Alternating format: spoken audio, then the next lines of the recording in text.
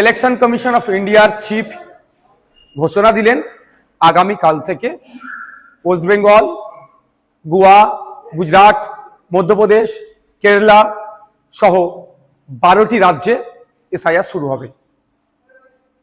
এখন তারা কোথায়? তাদের বক্তব্য শুনতে আমার ইচ্ছে করছে।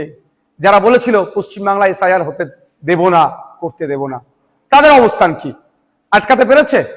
আমি ডে 1 থেকে বলে আসছিলাম, যখন এসআইআর নিয়ে চর্চা হচ্ছিল, যে এসআইআর নিয়ে আপনারা আতঙ্কিত হবেন না। আজকেও বলছি, এসআইআর নিয়ে আতঙ্কিত হবেন না। আপনাদের ডকুমেন্টস আপনারা রেডি করুন। ইলেকশন কমিশন অফ ইন্ডিয়া তার ওয়েস্ট বেঙ্গল সাইড থেকে, ওয়েস্ট বেঙ্গল স্টেটের সিওর মাধ্যমে যে এসআইআর করাচ্ছে, কোনো বৈধ ভোটারের নাম বাদ পড়বে না। আমরা আশা করব প্রত্যেকটা নাগরিক যারা আছেন ভোটদানে, যারা 18 বছর ঊর্ধ্বে পূর্ণ স্বাধীনতা আছে সংবিধান প্রদত্ত, সেটা বহাল থাকবে।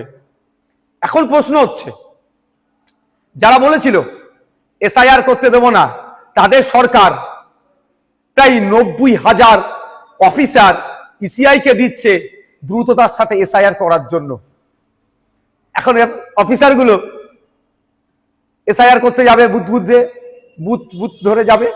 আমি অনুরোধ করব আপনাদের কাছে, এটা নিয়ে কেউ উত্তেজিত হবেন না।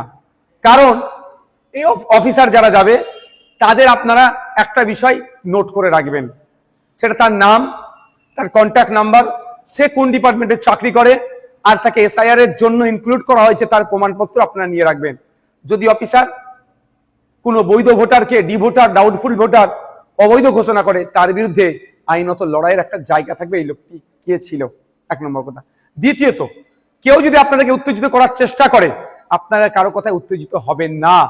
কারণ 2021 নির্বাচনের সময় তৃণমূলের নেতারা বলেছিল, সেন্ট্রাল ফোর্সের সামনে গিয়ে, সেন্ট্রাল ফোর্সকে আটকাতে গেলে ঘরে যা আছে, খুন্তি, ঝাঁটা, জুতো, কুদাল, এইসব কথা অনেক বলেছিল, গিয়ে দাঁড়াবে ওদের সামনে। এই করতে গিয়ে শীতলকুচিতে সেন্ট্রাল ফোর্সের গুলিতে 4 জন মানুষ মারা গিয়েছিল। আজকে 4 বছর অতিবাহিত হয়ে গেল, এখনো কিন্তু বিচার পেল না।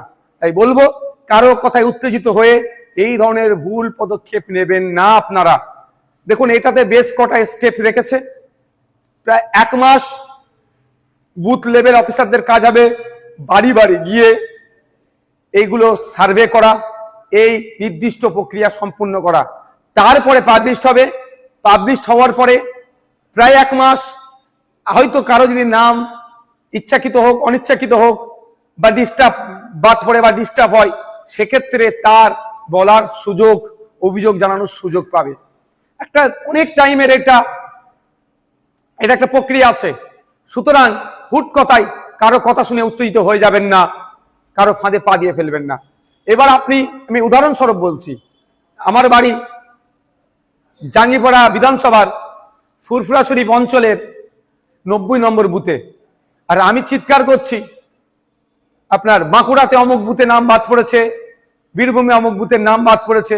তার আগে আমার প্রথম কাজ হবে আমার বুথটাতে সকল ভোটারদের নাম ঠিক আছে কে না নাই, সেটাও তাহলে আমি একটু দেখে নেওয়া। যেটা আমি সমালোচনা করছি, এটা নিয়ে সোচ্চার হচ্ছি, আমাদের বুথের রাম কাকা, রহিম চাচা, ফতেমা মা বা সীতা মায়ের নাম ঠিকঠাক আছে কি বৈধ ভোটারগুলোর, সেইগুলো একটু আমরা দেখে নেব। যখন বুথ হয়ে যাবে, অঞ্চল দেখব সবার ঠিক আছে নাকি। অঞ্চল হয়ে গেলে বিধানসভা, বিধানসভা হলে জেলা, জেলার পরে রাজ্য। সুতরাং আমার বলার এটাই বক্তব্য, কারো কথাই উত্তেজিত হবেন না। উত্তেজিত তারাই করতে চাইছে যারা রাজনৈতিক কারবারিরা। এই রাজনৈতিক কারবারিদের ফাঁদে পা দেবেন না। আর এসআইআর নিয়ে অযথা আতঙ্কিত হবেন না। আপনার কাছে যে ডকুমেন্টস আছে যথেষ্ট এসআইআর এ, অর্থাৎ নাম থাকার, অর্থাৎ বৈধ ভোটার হয়ে থাকার। তারপরেও বলে দিচ্ছি আপনাদের, আমরা ইন্ডিয়ান সেকুলার ফ্রন্টের পক্ষ থেকে হেল্প ডেস্ক আমরা করছি, যে এবং ভাঙনের জন্য স্পেশাল হেল্প ডেস্ক আমি করব। ওখানে যদি কারো কোনো রকম যোগাযোগ, কারো কোনো রকম কোয়ারিজ থাকে, আপনারা আমাদের সাথে যোগাযোগ করবেন। আমরা এক্সপার্টদের দিয়ে এই সমস্যার সমাধান করব।